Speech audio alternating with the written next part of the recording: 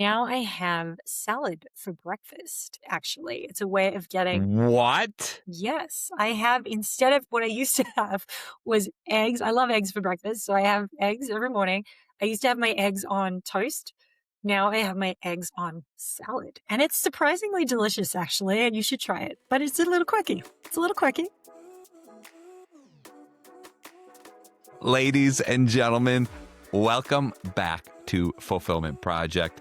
My guest today is the beautiful Amelia Wilson, the writer behind Happy on Purpose, a best-selling newsletter with over 14,000 subscribers.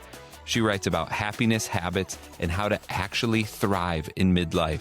She's been featured in Cup of Joe, Culture Study, and Modern Mrs. Darcy. And her work cuts through the self-help crap noise with practical, research-backed strategies for women navigating the messy middle of life. We're talking parenting teens. We're talking redefining purpose. We're talking figuring out what the heck the second half of life is supposed to look like. She's got a great story. She blew up her own career when she was 44. She found her calling on the other side and now helps thousands of women do the same. Amelia, welcome to Fulfillment Project. Thank you, Andy. It's so good to talk with you. Thank you for that lovely introduction. You're welcome. You deserved all of it and more. If I had a higher IQ, I would have given you even more. Amelia, let's just start with a bang. I've got 5 lightning round questions. I'm going to hit you with them, and let's just give the audience a good feel of who you are. Ready? Great. One sentence. What does happy on purpose actually mean? Happy on purpose, I'd say, is the daily practice of building a meaningful, joyful life, one small decision at a time. Oh my gosh. I'm taking notes already. Morning routine. One of the highest searched Google terms on the internet. People always looking for morning routine stuff. Non-negotiable habit you do every single day. You know, I think there's probably 2, but they're very closely linked together. As soon as I get up, I meditate. Right now it's 12 minutes. It started at just 5 minutes. I've been doing that for over a decade. And then right after that, I do 3 pages of longhand writing, which is the morning pages routine out of the Artist's Way book by Julia Cameron that many, many creative people swear by.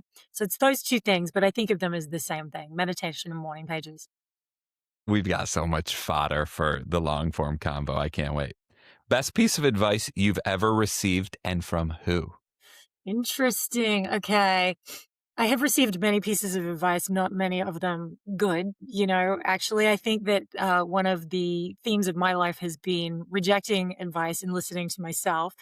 Having said that, one piece of advice that truly, if I ignore it, I screw up, and that is never assume. I heard it. It was actually printed on the wall behind one of my early bosses at Goldman Sachs. Very senior guy, awesome guy. Everybody loved him. To assume makes an ass out of you and me was printed on, Yeah. like it's a cheesy saying, but honestly, it's true. And I learned it over and over again. If you assume that someone's going to do what they said they were going to do without double checking, might not happen.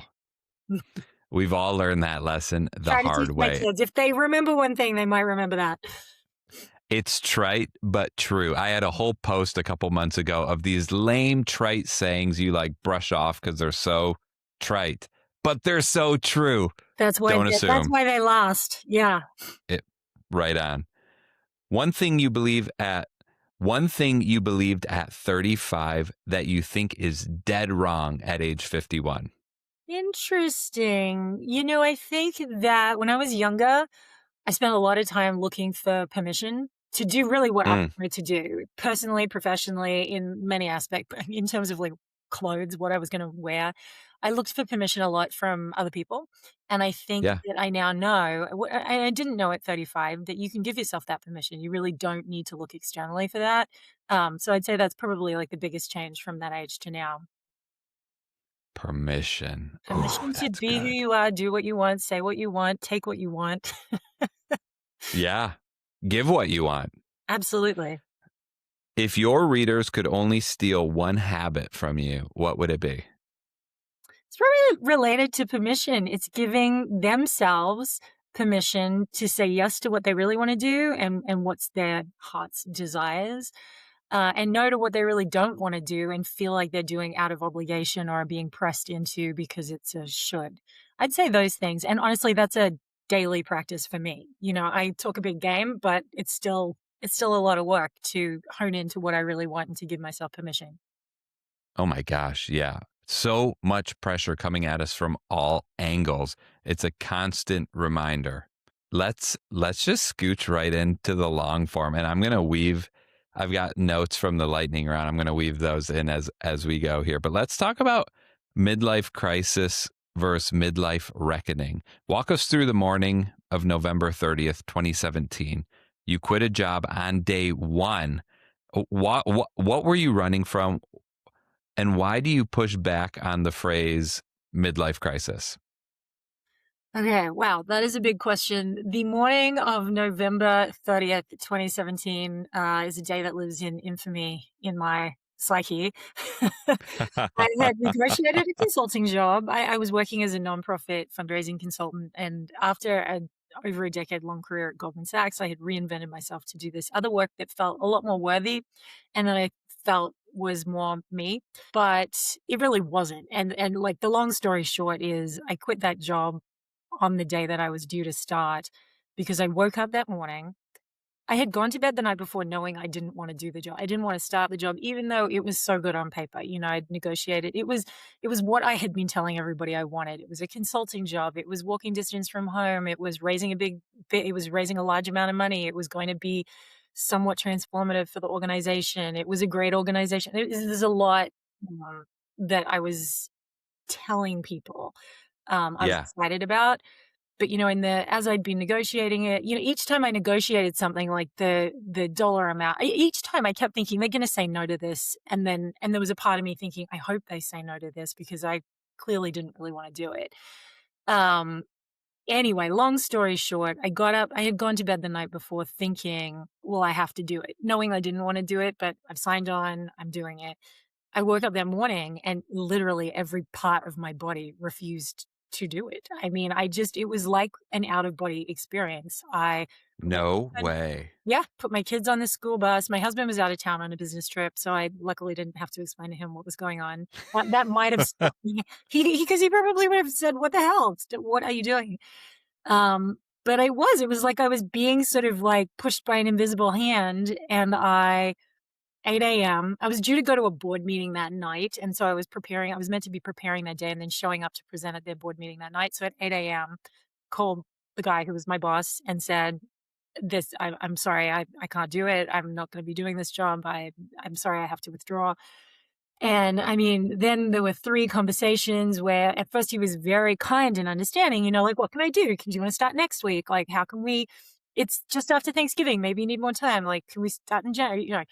Very nice. Second conversation, he was like furious. Third conversation, he said, I'm going to sue you. You will never work in this town again. You've just blown up your career.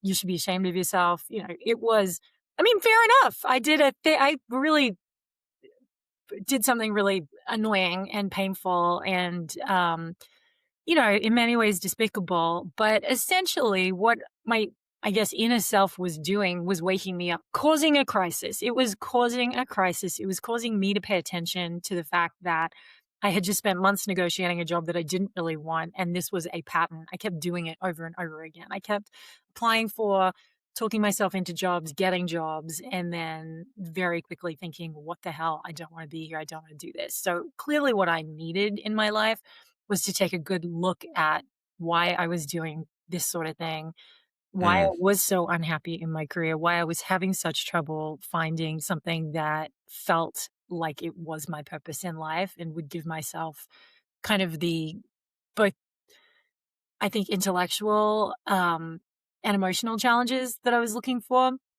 So that's what I did. I forced that by essentially making myself unemployable. So I then had to go figure out what on earth was causing me to behave this way because I had never ever behaved like that before in my life. I'd been a very upstanding citizen. Hey, everyone. Quick 10-second ask from you. If you're digging the show and you're watching on YouTube, please give it a thumbs up and comment your favorite part. If you're listening on Spotify, please give this show a 5-star rating. On iTunes, please leave a quick review. If you're listening on Substack, please subscribe and join the comments. You may want to subscribe in a few different places. For example, YouTube, you get all of our short content, 60-second to 90-second clips, our segments where we segment out 1 to 6 minute different segments of each episode. And then if you subscribe on the Substack, I summarize the episode in a newsletter. You can read it in a couple minutes. And then a couple days after the episode, I put out a self-reflection guide to help you personalize the content to your life. Thank you so much for supporting the show. Please share it with a friend. So what was the process you went through? I'm sure you made a million mistakes along the way as you're kind of stumbling and fumbling to figure out, who am I?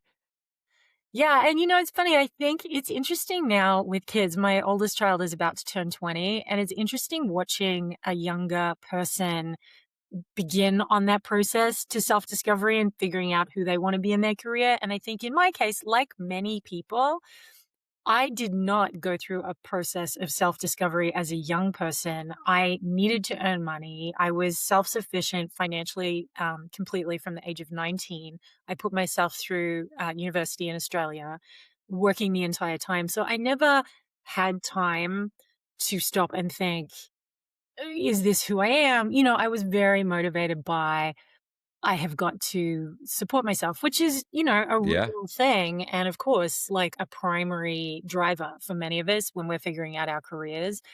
It's funny knowing what I know now. I didn't need to prioritize money as much as I did back then. You can live on a lot less money when you're young and single and don't have any dependents. Um, but you don't know that then. So, Well, and when you don't have a lot, it sure feels like you need a yes, lot. yes, and you've got nothing to I had nothing to fall back on. I had nobody that was backstopping me in any way. Um, so essentially then in midlife, in my 40s, I went through that process of discovery. And in my case, I had had a good amount of childhood trauma, and it wasn't like I didn't know that. It wasn't like I didn't know that I'd had an unhappy, difficult childhood, with a lot of mental illness and general sort of drama and chaos. I knew all of that. And I had moved from Australia first to London and then to America, partly to sort of put a lot of distance between myself and that experience in childhood and the people and my family. Um, but, in my 40s, to solve the career problem, I also had to go back and do a lot of reckoning and dealing with childhood stuff. Once that was dealt with, then it was like the societal should sort of obligation stuff. Well, if you've gone to law school, you should be a lawyer. If you're a good writer, you should do this. If you've had 10 years in this particular career, you should stay in it and maximize. There's like so many different messages. Yeah. Depending on where we are and where we sit, you receive different messages depending on your gender, depending on your culture, depending on your religion, depending on your parenting status. Are you a parent or not? So, it was a process of working through all of that stuff and a lot of inward looking work. Was it alone? Did you have a coach or a guru or a mentor taking you through? Well, I read early on, I mean, honestly, I think the day after that crazy, I call it my premature resignation, the day after that, I think I downloaded The Artist's Way, the Julia Cameron book. Mm. It's interesting looking back now. Obviously, like I was drawn to doing something creative and didn't even know it then. But I was, in a massive funk, desperately looking for answers, downloaded that book, was like, okay, here's a program I can do. It's not a job, but I can do it like a job. So I did that. And I started asking everybody I knew for a career coach. What I thought I needed was an executive coach, a career coach to just figure out the career problem, but I couldn't find one. And instead, somebody recommended a therapist. And that's who I started talking to a couple months later. She helped me through the process. Percentage wise, you feel like you're at 100% of who you are supposed to be, or does the journey continue? I think the journey continues. And I think that that's one of the things about getting older. I think the older you get, the more you realize you don't know, and how much more you have to learn about literally everything. You do have, one of the things I love about being in my 50s is you do have a good knowledge base. You do know yourself quite well. You have had quite a few life experiences, things that have gone right and wrong. So you've got a good amount of wisdom to deal from, but also the knowledge that there's a ton more to learn. So I don't know, am I at 100%? Maybe 70 or 80%? I don't know. Yeah. Ask me at 90. Hopefully, I'm at 100% then. The way I always think about it is I'm at 100% of who I could be. I'm so diligent at reflection, at vulnerability, at seeking counsel. I have a long way to go. But like most of us have a tendency to look backwards and grade ourselves based on what we know today. Yeah. And I'm hedging myself for the future when I look back and think, why didn't you do this? Why didn't you do that? You should have done this. And I'm just going to tell myself then I did exactly what I thought I was supposed to be doing in the moment to the best of my ability. Yeah, and I think you have kids, right, Andy? Do you have kids? Yep. Yes. Oh, yeah. Two beautiful boys. I mean, I think that the mantra for life and the mantra for parenting and the mantra for regrets and thinking about your earlier self and the roads less traveled is you are doing the best you can with what you have at the time. We're all doing the best we can at that point in time. I tell myself that all the time about parenting. We're all just doing the best we can. We really are. I mostly agree. Let me push back on you just for fun, just for some giggles. I don't think most people are doing the best they can because I don't think most people are actually thinking about the best they can. I think most people are just gritting their way through. Am I being a little too harsh there? But that's the best they can, either because they don't have the emotional wherewithal or safety to be able to push themselves or to dig deeper, or because they don't have the education, because they literally don't have the time. I really do. I get the pushback, and I understand how you can sort of pass that a little bit, but I think that I really do. Even people that I look at in my own life and think, "Oh my god, I can't believe you're doing that or making that mistake," or "That's such a hurtful thing to do or say." But it's what I tell myself. They are doing their best. They really. No one is trying. I don't think to be their worst. I really do think most people, or all of us, are trying to be our best. In what That's a that great definition point. is. It's just hard to. Everybody's definition is slightly different.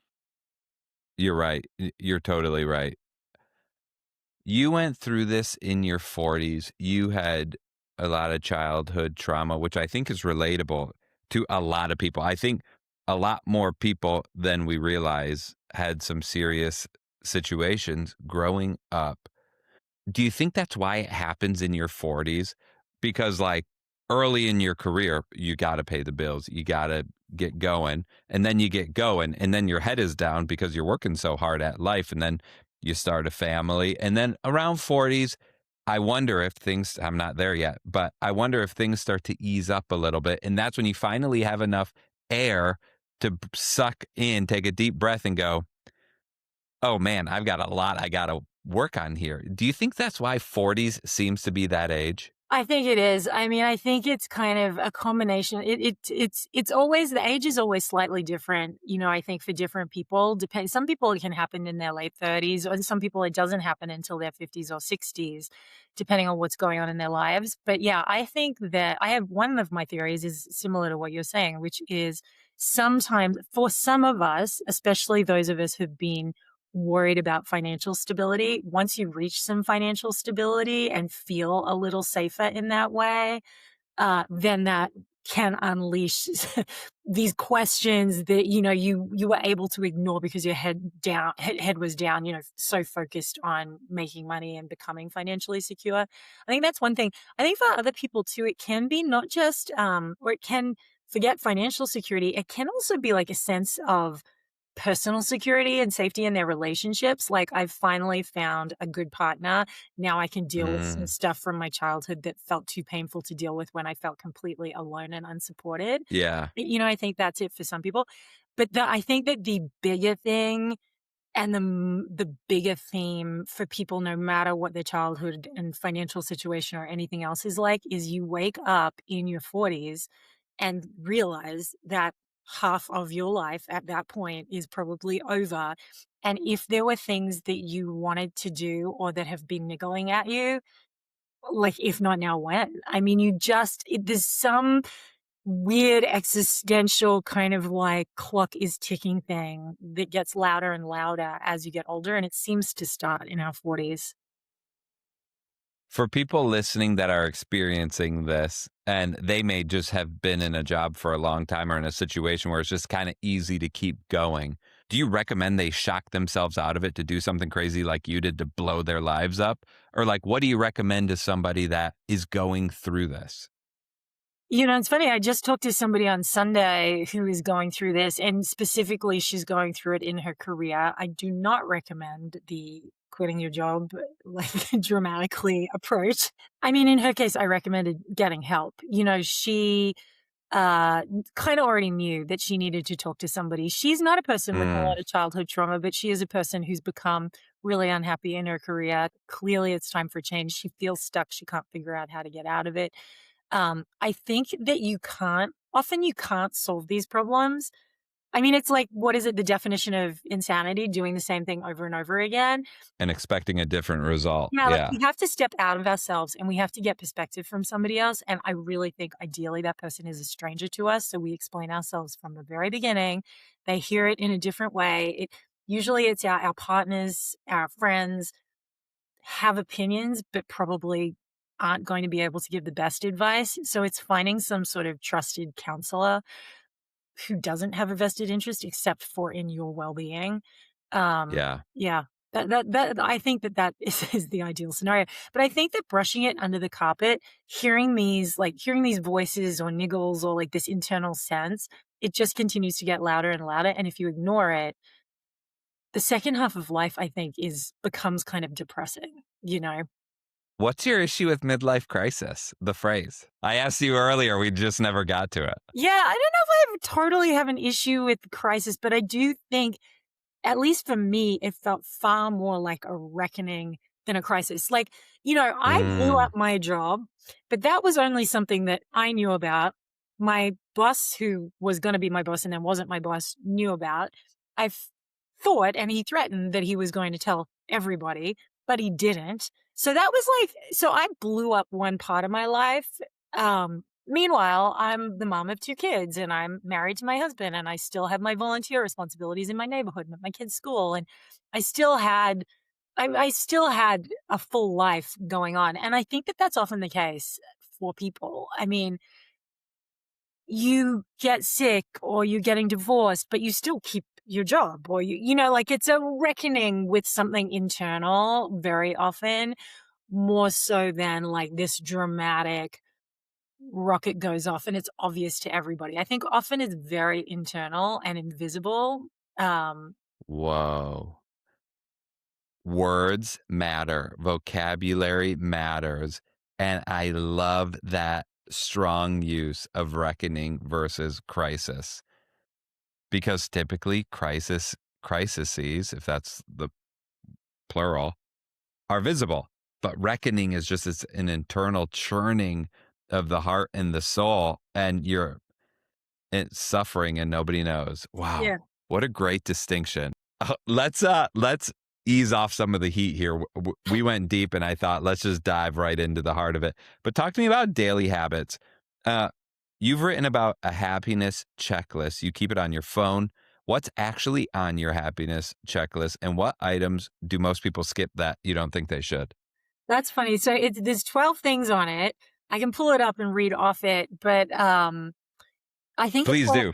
oh, okay. I will pull it up and read off it. I mean, it's going to be funny reading it out because so many of the things I think are like fairly basic, but to be honest, I find this most useful in the winter. I live in the Northeast where it gets pretty gray and dark and cold in the winter and it can feel long and sad and we don't have enough sun. Um, Yeah. and these are honestly like basic everyday things, but if I'm not doing them, I don't feel great. Okay, here we go. Number one is sleep. It's getting enough sleep. It's just the foundation of everything. Two, solitude. I need a good Oh. amount of solitude and I have to protect that time. If I'm Every day. every day, I Oh really, yeah, these are daily habits. yeah, sun, getting enough sun or using, like a SAD light in the winter to get enough sun, spending time with people. So it's like, for me, it's a real balance between solitude and spending time with people, but I have to spend time with people. Motion, moving my body in some way every day, even if it's just 5 minutes on the Peloton or a 5-minute walk or, 5 minutes of anything, just some sort of like staying in touch with my body by moving it. Having fun, whether that is like watching something funny on TV or looking at a cartoon or sending a joke to a Yes. friend, like laughing. Doing satisfying work. It's really important to do something satisfying every day. There's a lot of work that's busy work, even when you have a career that you love. And I think it's sometimes I have to remind myself, like, I really love researching and organizing and analyzing. And sometimes I have to remind myself, like, do that. Don't get caught up in some of these other things that are like cleaning out your inbox and replying to email Mm. that don't feel as satisfying to me. Tidying up is honestly a surprising one. But if my house gets too messy, this is maybe just me, but it is astounding how much better you feel if you just clear a counter or a desk or a medicine cabinet. I don't know, just tidy something. Quality leisure. For me, the scrolling and the getting caught up in Instagram can just feel super icky. So making sure that I'm reading something of good quality and or watching something on TV that is of good quality is important to me. Eating and drinking well. I literally plan out every single meal, every single day, and I eat the same things over and over again often because there's certain things that I just love, and I'm like, "I'm gonna have it every day. This is my favorite food. I'm gonna eat it every day." Okay, Yeah. that was number 10. Number 11 is limiting the news, which I'll come back to in a sec. Number 12 is rest, and that's this, like, voice I have telling me that I have to keep working, I have to keep working. And so I have to make a conscious effort to take breaks and do something fun, see a person, like these all sort of interact with each other. But on the limiting the news, I have I don't know if it's exactly a mantra, but I have a rule that I stick to, which is that back when I was growing up, before social media in sort of the 80s, watching my parents were well informed people. They knew what was going on in the world. They read the hard copy newspaper in the morning. They watched the evening news, which was like 30 minutes at night. That was an hour basically of news Yeah. consumption. They were we would have interesting conversations over the dinner table about politics and world issues. To me, 1 hour of news consumption a day is the max. That's all you need. But I think many people these days consume much, much more than that. It comes at you from everywhere all the time. And I think it's bad for us. So I have a 1 hour strict limit. I gave the news up for Lent a couple years ago because I love the news. To me, it's like reality TV I because think it it's is real. because that's how And they package it now. Yeah. yeah. And when you do get into it really intensely, the micro movements matter. Who's talking to who? What's happening in the back? Well, when I gave it up for 40 days and I came back to it, Amelia, nothing had changed. Nothing is really happening. Uh, Yeah. and I thought, oh my gosh, I typically spend an hour or more on it a day. And so 40 hours at least I saved a working week of time on it and I didn't miss a thing. Yeah, no, it's interesting. Actually, maybe I should revise that down to 30 minutes a day is probably plenty. I mean, the other thing is because of this 24-hour news cycle, I mean, a lot of it is not news, as you say. What I find, a lot of it is just speculation. There's going to be a press release. What are they going to say? What do you think they're going to say? Yeah. What do you think and it's like so much of this kind of like, what do you think they're going to say? And then it's like, what do you think they're going to do next? And it's like, let's just wait and see what they do next and just report on that. I mean, like, Uh, uh, yeah. And it's clickbait stuff where you'll never believe what Elon Musk said. And then you click in and it's like, he said something like normal or whatever, or yeah. maybe something crazy, but still like, really? Yeah. Uh, I mean, everybody should take 40 days off and see the impact that it has on their lives, which is like basically no impact. If something important in your community or family is happening, you are going to hear about it. I mean, yeah. and those are the things that we really need to know about. 100. Yeah. And I've come back to full transparency. I've come back to it, but in a much more limited way because I just realized this. I used to feel so justified with that vice because I'm staying informed. I need That's to be right. a good civilian and all this stuff.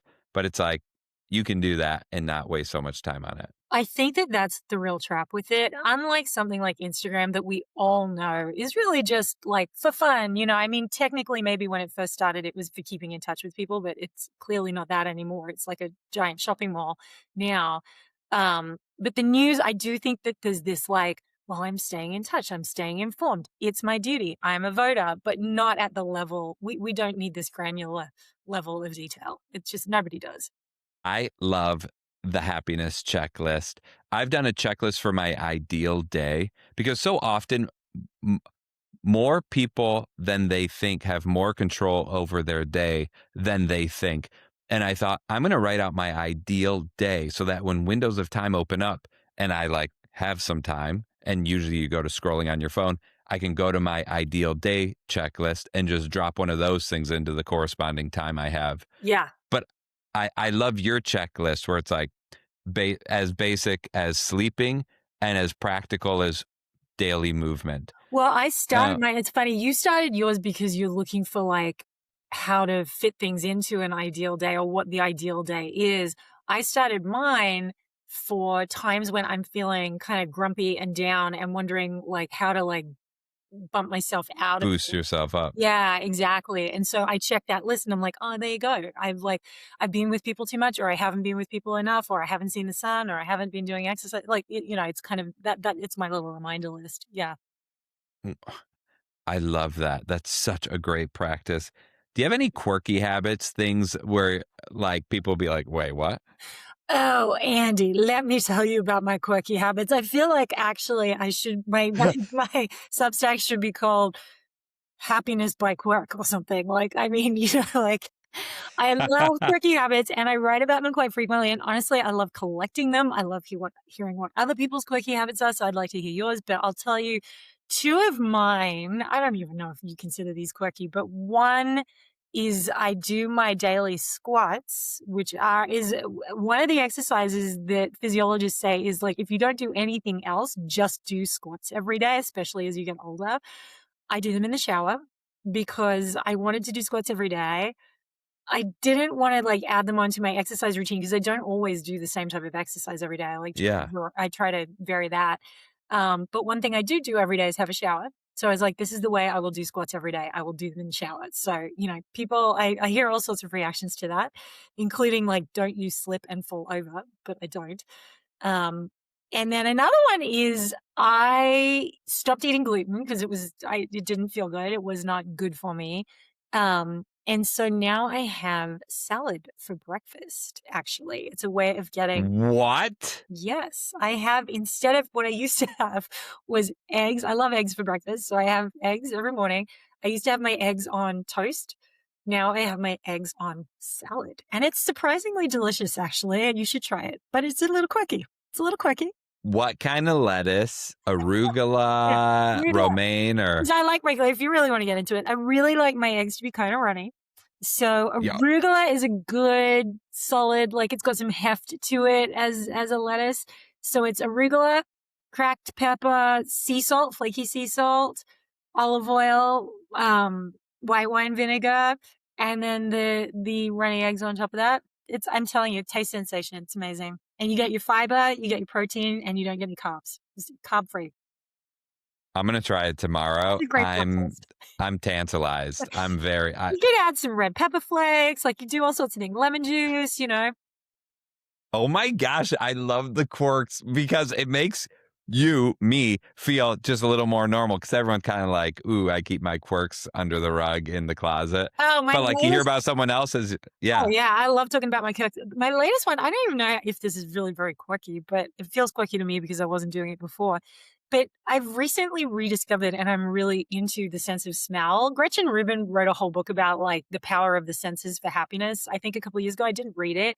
But I've seen her a couple of times talk about the sense of smell and its connection to happiness. But every morning now, when I make a cup of black tea for breakfast and I put some raw sugar in it, before I put any milk in it, I now like sniff it. Oh, I really inhale the aroma of the black tea and the sugar, and it's like this, I don't know, it's like an oddly enjoyable smell, and it's not something I ever used to sniff previously, but that has become a little quirky habit of mine that takes like 2 seconds. but I'm a big smell person too. I never And was. it slows you down before you enjoy it. Like washes over you when you smell. I'm also a big touch person. Before I buy any clothing, I've got to like feel it, touch it, run my hand over it. I think there's a type of person that touches clothes in the store. My Yeah. wife's always like, "Stop touching all that stuff." I'm like, "How am I supposed to know?" Yeah, no, I mean, I think quirky habits are really fun. It's really fun. A lot of people stand on one foot while they brush their teeth and consider that to be a little quirky. I think doctors actually advise that as you get older. It's a way of like shoring up your balance and making sure that you have good teeth. Oh, that's really good. I've Yeah. got historically bad breath. So one of my quirky habits is I brush my teeth like 5 times a day before I talk to anybody after every meal.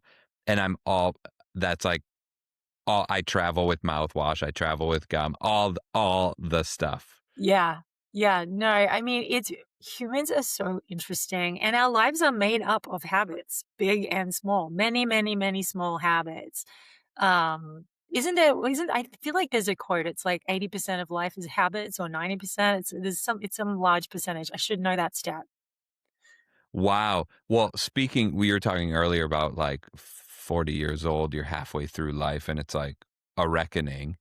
And I had the realization a couple years ago that like this is it. This is kind of This is life, you this is know? it. Yeah. I was a father, a working man, married, and I'm like, this okay, this you get a couple weeks of vacation a year, you go to work every day, you spend the evenings with the family, and you get the weekends.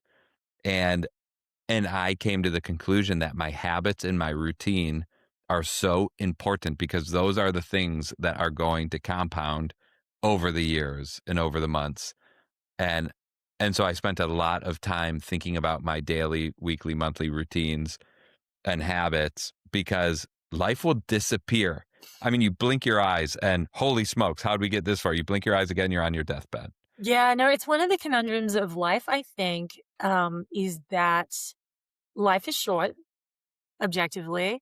Yet, like you say, when you're in the middle of in the middle of life or you have a full life, life also feels long. You know, you kind of like, is this it? Is it just a constant repetition of getting up, going to work, occasionally having vacation, doing a bunch of obligations, doing the things that I know are good for me? You know, it's interesting. I Yeah. feel like this is kind of like the tension of sort of wanting the best out of life, but also you have to do life. I mean, every day. Y Yeah, and when you have dependents, you can't sleep in on that. You can't take a vacation from that. So that changes the dynamic.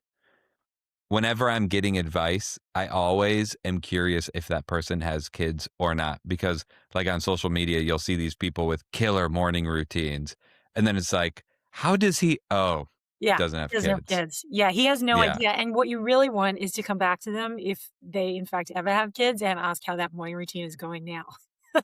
Eh Yeah, yeah. You got time for that 5-mile run in the cold plunge in the sauna and the banana peel and the whole deal. My Uh, favorite morning routine of all time, actually, I interviewed, a writer called Lindsay Stanbury. She runs, a website called The Purse, that's all about, finances, basically. And her morning routine is she gets up early, 5 AM, and she eats 2 cookies and has her cup of coffee and spends 30 minutes watching just a fun TV show. Like, it was Bridgerton at the time when I interviewed it, like, fun, light, nothing, you know, not it doesn't feel like work. She gets back into bed with her cookies and her coffee and watches a 30-minute fun TV show, and then it's 5:30 and she gets to work. And she does have kids. She has 1 child. no way. I mean, she That's gets so up early cool. so she can do that, you know, that because that like, my morning pages, my writing is important to me. For her, that routine is really sacred to her, but isn't that cool? It's like a fun morning routine. Yeah, that just tells me anything's possible and anything is doable, Yeah. and it's also a reminder if something's important to you, you gotta do it in the morning. Yeah. The morning time is I heard this great quote the other day. If you wanna get anything done, you have to do it before 7 o'clock because everything after that just feels like busy work or getting tasks done or you're just responding to things. Yeah, you gotta do it before the world comes at you, sadly. Yeah. Yeah, because everything else is just responding, it feels like sometimes. Yeah. You've got 2 teenagers. How do you parent teenagers? My boys are 2 and 4, Oh. so I've got a ways to go. So fill me in. And there's a lot of people out there who they've got their kids coming into teenage years. How do you do it? What's the trick? Actually, I would say the trick is the relationship you build with them preteen, actually. I read a great parenting book. Um, I think it was called How to Hug a Porcupine. And it was all about parenting tweens because in those years, teenagers, you know what teenagers are like just from, What a clever name of a book. yeah, it was a Wow. book. Um, Teenagers famously do not want advice from their parents, famously want to be with their friends and kind of alone and are embarrassed by their parents and don't really want to talk about anything. And everything is embarrassing to a teenager, Yeah. especially a young teenager. And so, what I learned and was really, I think, transformative for my relationships with them was that you do a lot of groundwork when they're tweens. You talk to them, and even prior to tweens, you talk to them about all the hard stuff and embarrassing stuff: sex, drugs, porn, social media stuff, like anything that is like slightly hot button and that could potentially be embarrassing later and that's important to you. You talk about it with them when they're still sweet and open-minded and consider you to be their number one resource in life before it becomes like the older kid on the bus, Yeah. um, Yeah. or the kid in the playground or whatever who's showing them porn on the laptop or like whatever on the phone or something, So that was what I learned. And honestly, it was transformative because it really is true. Like they take a turn. Hormones, friends, social pressures, social media, you cannot escape it. They're going to be on their phones. They're going to be, getting that kind of pressure. And so really for us, I think getting a lot of the big stuff out of the way and having really open conversations with them about some of that stuff at a young age, especially drinking, drugs, and sex, um, was so helpful because we had already covered all of that ground before they became teenagers. And then the door is a little bit more open when they're teenagers to talk about what's going to happen at that party. Is there going to be alcohol there? Is somebody who's driving? What's all of the things that you start to worry about when you have teens. And then I think my other big thing that I've learned, and I mean, I think every parent wishes that this weren't so, but pushing them in a direction that serves you, not them, is just counterproductive. And Mm. what I've seen, Like what? I mean, what you see often, particularly with kids' sports, you're not there yet, but kids' sports has become a huge thing. And it's not just in America, it's in Australia. When I talk to my Australian friends as well, there's like this outsized pressure to sign your kids up for these elite teams, travel Oh, teams, spend yeah. a lot of money on it. And then you can spend your entire life as a parent doing it. And some parents really enjoy it and some kids really enjoy it. And that's when it's great. That's when it's like a perfect storm, basically.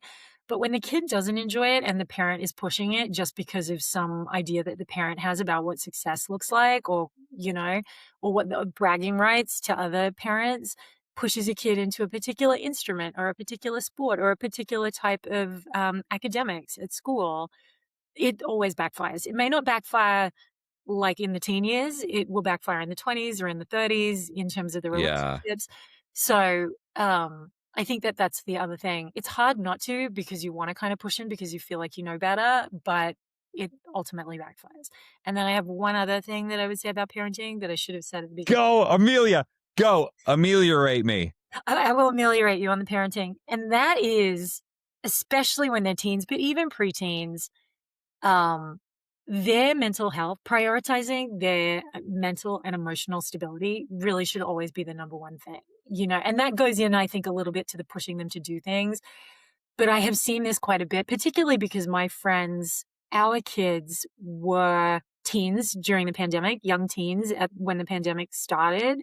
And so seeing some of that loneliness stuff and the social media stuff and the online stuff, and them sort of like finding their way out of it since the pandemic has ended, I think the mental health stuff, the importance of mental and emotional stability and not brushing that under the carpet, when you see the signs of depression or anxiety and not saying, buck up, fix it, like, or Don't Yeah. complain to me about that, like taking those kind of things seriously and treating them just every bit as seriously as you would like if the kid needed a tutor for math, That's I think the other thing that I've learned about parenting. You sometimes have to put everything aside and just focus on their emotional health. What does it mean practically? Like, okay, yes, I buy into that 100. Uh, So, Yeah, I mean, so what a how do I do practical that? might mean is like that maybe they can't go right to college. Maybe the pressure of school and like, sort of competing and performing through high school is enough and they need a break, a gap year or something before they go to college. That is like I think increasingly parents are realizing sometimes it's taking a step back from a lot of parents when they have a smart kid will push them to do all of the hardest classes, the most impressive classes, all of the APs. If that's affecting their mental health and they're not coping, you got to take the pressure off. Mm, Look, let's lessen your class load. You can't, we're not going to push just for the right to be able to say my kid did 12 APs or whatever. I think that's what it looks like practically. It also looks like sometimes getting them a therapist, letting them sometimes helping them have time off, letting them quit things that are making them feel bad, which can also feel against your, nature as a parent, don't be a quitter, but sometimes that's the right answer. channeling uh, a boomer, how do you toughen kids up if you allow them to quit, if you allow them to not finish something, if you don't push them to excel? When I was your age, I walked up both ways, no shoes, hills, blah, blah, Yeah. blah, in the snow. I know, it's interesting. I mean, to me, that can be very counterproductive. I mean, to me, the most important thing with parenting is, and you're starting right at the very beginning with your kids, is getting to know who they are.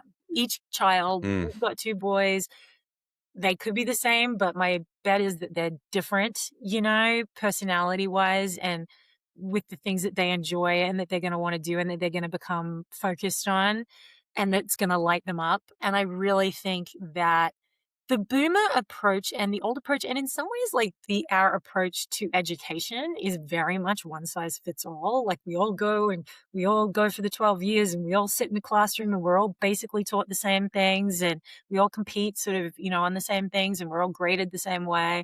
It's all very standardized. I think that children and people do better when they're able to be themselves and we do better as parents when we're able to focus on who they are individually and celebrate who they really are and not try and fit them into some box that they don't fit into. The boomers do it the boomers way and luckily, I mean, I was parented by boomers. Many of us were. yeah. Yeah, I agree with you.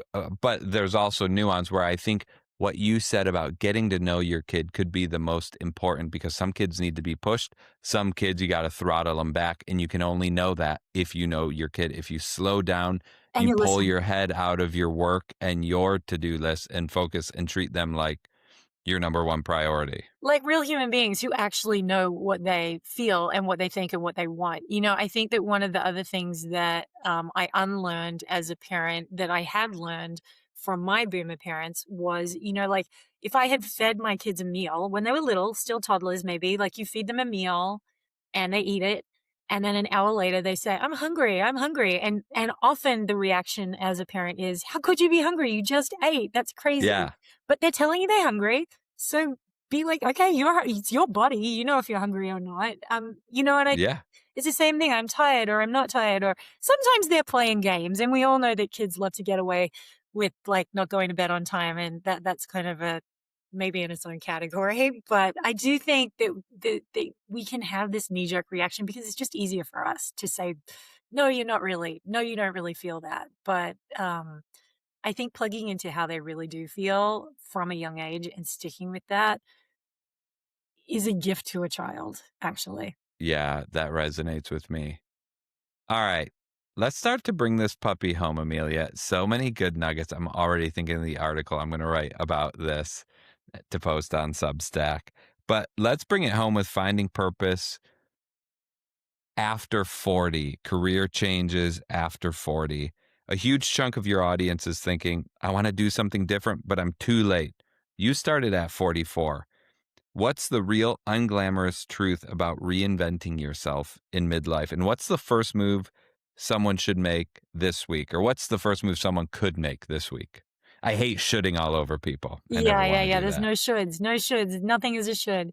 Gosh, that's a good question. If somebody is wanting to do something, I mean, I think the thing is you just do it and you do it badly because there's no way you can do something well. You know, if there's something that you've always wanted to do and you're in your 40s or even 50s and you want to do it, you just start doing it. Um, Yeah. and you do it a little bit every day, just like you do all of your other healthy habits. And then you see where it goes. Because sometimes I think also, particularly when we've become disconnected from what it was we wanted as children or what it is that we really want. And this is like, poignant, particularly for women in midlife who've put their own desires aside to maybe raise kids or put other people ahead of them. Um, I think you sometimes don't even know. So you just have to try. You have to try. You have to try a little bit every day, and then you have to see where it goes. Because sometimes the things that we think we want to do aren't actually the things we want to do. They're leading to some other thing. But without trying, you just never ever know. And there are plenty of inspirational stories about people who started their careers in midlife or beyond. There really are. There's Yeah. plenty. Let's do this thing. And I'm going to do a screen share because there's so many cool people, but I don't have a high enough IQ to have all these memorized. So I'm going to open up my good old friend Claude here and say, list 10 people that are famous that started their big thing after the age of 40. I know. Let's see what it comes up I with. know Gertin wrote her first cookbook at 50. I know that. No way. Yes, she didn't write her first cookbook was at the age of 50 after she closed the store that she had been running for a long time. She was running a specialty food store in the Hamptons. Oh my gosh. I've seen some of these lists. They float around online and you see them pop up Toni every now and Morrison again. didn't publish her first book until she was there Julia Child is another one. Oh, I didn't know about Vera Wang. That's interesting. First wedding dress at 40. Is Toni Morrison Wow. on that list? I can't see 8, 9, and 10. Yeah, Toni Morrison released her Yeah, she debut is. novel, The Yeah, Bluest Eye, at 39, but her breakthrough Song of Solomon came at 46 with the Nobel Prize at 62. isn't She'd that? been cranking for 30 years. Yeah. Yeah, and I've also seen a stat somewhere that most businesses are actually started by people over 40 as well. I think that there's this idea that like businesses are always started by young people in their 20s or straight out of college or something. But in fact, I think the majority of businesses are started by people who have gained experience and then start business actually in midlife. Yeah, let me just read some of these off for the listeners that aren't watching the premium video content. Colonel Sanders began franchising Kentucky Fried Chicken at 62 after his roadside restaurant failed. Ray Kroc, he was 52, selling milkshakes when he bought the McDonald's Brothers burger stand. Julia Child, who we know and love, uh, published The Art of French Cooking at 49. By the way, I have that book. I bought it because I watched that movie, Julia and Julia, Yeah. and or whatever that movie was.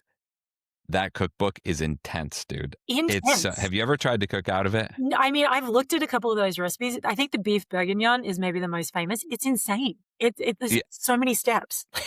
yeah, it's wild. It's wild. So anyway, and the list goes on. Charles Darwin wrote Origin of Species at 50 after decades of quiet research. I mean, there's so to your point, to affirm you, Amelia, it's simple but not easy. Like to do something, you just have to do it. Because to underline what you said, I think there's a huge misconception that people know what they want to do, but you have a dream of something, and chances are, like 99% chance, that's actually not the thing you want to do, but you have to start moving towards that thing to figure out what you actually want to do. 100%. Sometimes you just don't know. It's funny. I wanted to write a book. I did write a book, but being a writer, being an author of books, writing books as my job is not something that I want to do. It was a great experience to do it once. I'm glad that I did it. And I'm glad I can say I wrote a book and maybe one day I'll write another one. But I've interviewed a couple of authors, and especially if you become successful as an author, the pressure is on. Then you have to write another book and another book, and that is a lot less, that's not the lifestyle that I want to live, you know? Yeah. It's interesting. But until you do it and get into it and try it, you just don't know these things. Yeah. It's fun to experiment in midlife. It really is. I think one of the things you don't have in midlife that you have when you're younger is the idea that everybody is watching you and that it's embarrassing. You know, that drops off a lot as you get older, and it gives you a little bit more freedom to be like, you know what? Who cares? Who cares? Right on. And a realization is, yeah, you're halfway gone, but think of everything. Think about how long elementary school feels and how long middle school and high school feels and even college. You've got all of that time, but you already know everything that you know. You have all the resources that you already have, all your relationships and networks. I mean, the accelerator can be pushed so much harder at midlife than when you're younger because you just have so many more resources at your disposal. So much more life experience, so many more. Yeah, exactly. People that you can call and get advice from, and yeah, and skills that you've developed over the years. Oh, all right. Last question. Prepared for that, actually. You know, actually, I don't know if this is advice, but I think it's a sense is that happiness is not work. I just don't believe that. Maybe that's Ooh. just me, and I'm like, I need everything to be work. But for me, you don't just wake up every single day and just automatically feel happy. Or Mm-hmm. you don't like when something amazing happens, when you get married or have your first child or whatever, like, yes, you feel happy for a while, but happiness on its own does not last. Like, you do have to keep working at it as you change, as your life changes, as your circumstances change, good or bad, to take care of yourself and to feel at ease and happy and comfortable, and that your life is full of meaning and joy. I think it is work, like friendships, you know, relationships are one of the things that they say are the biggest indicator of lifelong happiness. Relationships take a lot of work, you know. I think that the ingredients of a happy life take work. It doesn't just happen accidentally. And I hate the idea that it's like, I'll just be happy. You know, it isn't, I wish it was that easy, but it's not. Wow. I wonder if that's why so many people are frustrated because they think they should be happy and they're not, because they think if you're happy, you're happy. But really, you have to put effort into like making your list of things. And if you're not feeling happy, hey, I have to turn to these habits that I know result in happiness. Yeah. And the other trap is thinking that when you get the next thing, you'll be happy and that happiness will then last forever. When I just make this certain amount of money, or when I just get that job, or when I finally get pregnant, or when I finally meet somebody to fall in love with, when I finally buy a house. And that, you know, as you get older, you realize that's not true. Yeah. Oh my gosh. Not at all. Amelia, bring us home. What I miss, what do you got to tell the audience uh, on the topic of happiness I don't know. or anything in general, I guess? I think we covered a lot. Um, yeah, I think that the themes of today have been very much about like what it looks like to work on your happiness and take your life seriously. And I love that you looked at the list of people that have started over and had success starting in midlife. You know, I do think that that's really inspirational. Um, because it's hard to start over in midlife, and it's nice to have those kind of reminders. It really Oh is. my gosh. Yeah. Amelia, I'll drop all your URLs, your Substack Thank you. in the show notes. Tell everyone that's listening that can't grab the show notes real quick. Where can they grab you?